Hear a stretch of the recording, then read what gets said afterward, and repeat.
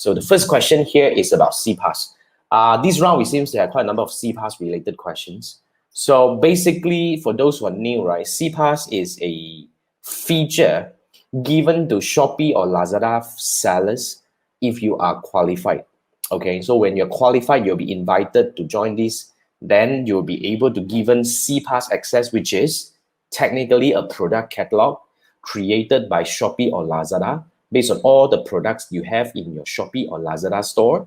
And then this catalog will be then shared to your Facebook ads account.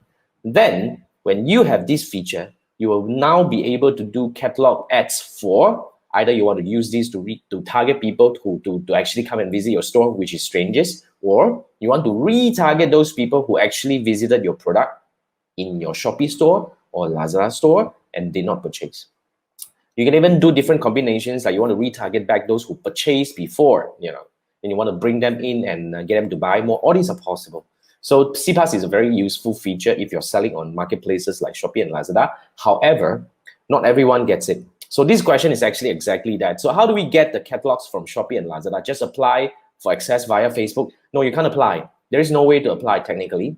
You have to you have to be invited to join. So if you are a Shopee mall seller, Lazada mall seller, you should have a way to get in. But if you're a preferred seller and you have a sort of like an account manager assigned to you by Shopee or Lazada, then you can ask them.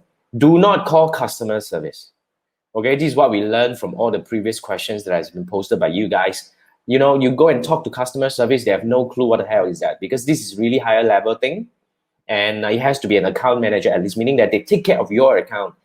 They communicate with you to tell you what is available in terms of promotions and all that. So you need these kind of people to do that. So you can't request access via Facebook. You can't even request access via customer service. You need to be able to, you need to qualify yourself to be invited. That's the simplest way to put it.